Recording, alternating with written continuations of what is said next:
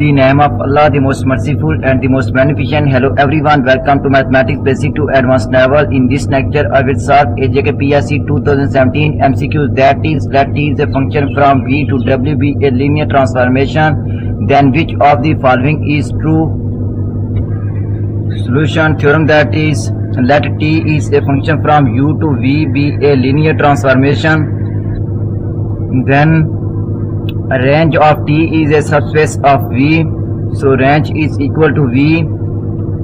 Second, kernel of T is a subspace of U, so option B is correct. If you like my lecture, then please subscribe, share, like and press bell icon for latest update on my YouTube channel. Thanks for watching my YouTube lecture.